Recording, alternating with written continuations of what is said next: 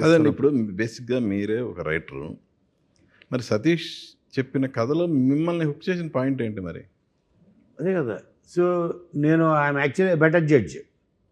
నేను ప్యారలల్గా నేను సినిమాలు చేస్తున్నాను, అటు హిందీలో ఇటు తెలుగులో.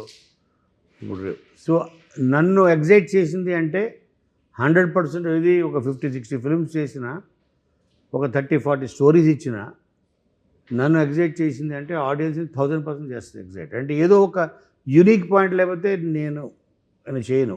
నేను కూడా చూసుకుంటే ఏదో ఒక యూనిక్ పాయింట్, వాల్తేరు వీరయ్య, ఏదో ఒక యూనిక్ పాయింట్ ఉండాలి. ఆ యూనిక్ పాయింట్ లేకపోతే చేసి వేస్ట్. సో అలాగా ఇది కొత్త వాళ్ళ దగ్గర నుంచి వస్తాయి, నా నుంచి కూడా కాదు.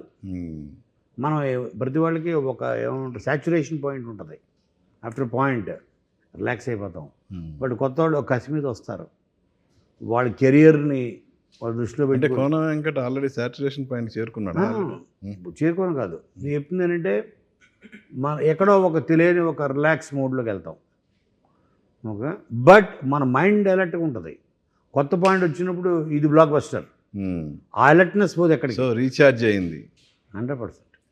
అలా సతీష్ చెప్పిన కథ ఆ రోజు తెలుసు నాకు, ఈ సినిమా బ్లాక్ బస్టర్. సరే, టైటిల్ ఏంటి? బ్యాండ్ మేళం అన్నారు. ఈ బ్యాండ్ మేళం అనేది రకరకాలుగా ఉపయోగిస్తుంటారు. పెళ్ళిళ్ళలో బ్యాండ్ మేళం కావచ్చు, అసలు మన లైఫ్లో అరే ఈడేంద్ర బ్యాండ్ వేస్తున్నాడు, అలా రకరకాల మీనింగ్స్ వస్తాయి కదా. ఏంటి మీ సబ్జెక్ట్కి సంబంధించి బ్యాండ్ మేళం అంటే ఏంటి?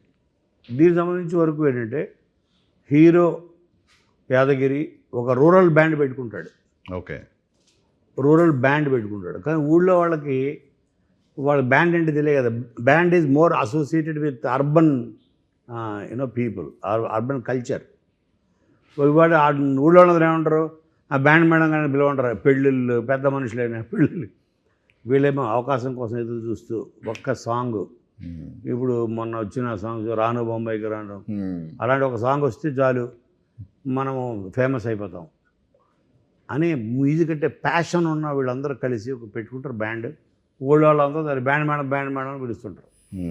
అలాగే దీనికి band madam is also associated ఒక శుభం జరిగినప్పుడు, ఒక శుభకార్యాలకి బ్యాండ్ మేళం అన్నది. సో ఇలాగా it has a very nice May.